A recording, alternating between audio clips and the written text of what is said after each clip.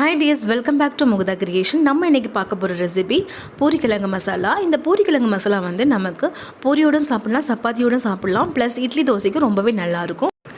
இந்த ரெசிபி செய்கிறதுக்கு உருளைக்கிழங்கும் பெரிய வெங்காயம் இருந்தாலே போதும், சீக்கிரம் ஃபாஸ்ட்டாக பண்ணி முடிச்சிடலாம். வாங்க அந்த ரெசிபி எப்படி செஞ்சிடலாம் பார்த்துடலாம். நீங்கள் நம்ம சேனலில் ஃபஸ்ட் டைம் பார்க்குறவங்களா இருந்தீங்கன்னா சப்ஸ்கிரைப் பண்ணிவிடுங்க. ரைட் சைடில் உள்ள பெல் ஐக்கனை கிளிக் பண்ணிவிட்டு ஆல் ஆப்ஷன் செலக்ட் பண்ணிட்டீங்கன்னா நான் ஃபர்தராக வீடியோஸ் அப்லோட் பண்ணும்போது உங்களுக்கு இமீடியட் நோட்டிஃபை ஆகும். இந்த ரெசிபி உங்களுக்கு பிடித்திருந்தால் லைக் பண்ணுங்கள், ஷேர் பண்ணுங்கள், கமெண்ட் பண்ணுங்கள். இந்த ரெசிபி செய்கிறதுக்கு நம்ம ஒரு கடாய் யூஸ் பண்ணிடலாம். அந்த கடாயில் கொஞ்சமாக எண்ணெய் சேர்த்துட்டு எண்ணெய் சூடானதோ அதில் கடுகு உளுத்து பருப்பு போட்டு தாளிசு பண்ணிடலாம். இது கூட ஒரு சின்ன சைஸ் துண்டு அந்த அளவுக்கு இஞ்சி எடுத்து அது குட்டியாக கட் பண்ணி வச்சுருக்கேன், அதையும் சேர்த்துடலாம். அது கூடவே 5-6 பல் பூண்டு வந்து சின்ன சைஸாக கட் பண்ணி அதையும் சேர்த்துக்கிட்ட பிறகு 1 டீஸ்பூன் அளவுக்கு கடலைப்பருப்பு, இது எல்லாத்தையுமே கொஞ்சமாக வதக்கிக்கலாம்.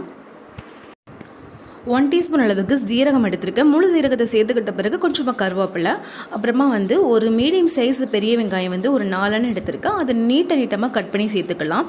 கூடவே ஒரு சின்ன சைஸ் தக்காளி, அதாவது பெரிய தக்காளியாக இருந்தால் நீங்கள் ஹாஃப் சைஸ் போட்டால் போதும்.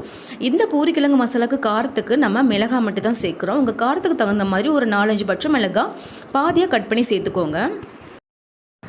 1/4 டீஸ்பூன் அளவுக்கு மஞ்சள் தூள், 1/4 டீஸ்பூன் அளவுக்கு பெருங்காயத்தூள், இதெல்லாம் சேர்த்துக்கிட்ட பிறகு நம்ம ஒரு கண்ணாடி பத அளவுக்கு வதக்கிக்கிட்டால் போதும். ரொம்ப நேரத்துக்கு வதக்க தேவையில்லை. இப்போது 4-5 உருளைக்கிழங்க குக்கரில் 4 விசில் வச்சு நல்லா மசிச்சு எடுத்துருக்கேன், அதையும் இதில் சேர்த்துடலாம். இந்த மாதிரி மசிச்சுக்கிட்டோன்னா நம்ம கடலை மாவும் பொரிகடலை மாவும் சேர்க்க வேண்டிய அவசியம் இல்லை. ஏன்னா அதெல்லாம் சேர்க்குறதுனால நமக்கு கூட கொஞ்சம் கேஸ்ட்ரிக் ப்ராப்ளம் வரும். இப்போது நான் உப்பு சேர்த்துருக்கேன், தேவையான அளவு நம்ம உப்பு சேர்த்துக்கலாம். உருளைக்கிழங்கு ஏன் இந்த மாதிரி மசிச்சிருக்கேன்னா இதோடைய கன்சிஸ்டன்சி நல்லாவே சீக்கிரமாக நமக்கு திக்காயிடும்.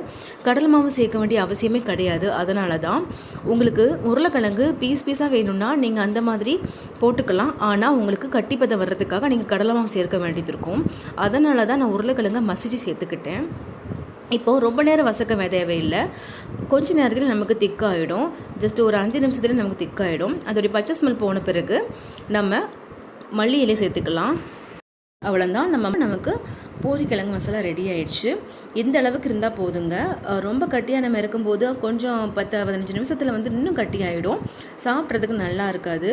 இந்த மாதிரி கொஞ்சம் செமி கிரேவியாக இறக்க சொல்ல தான் நமக்கு அப்போ வந்து கரெக்டான பதம் வரும்.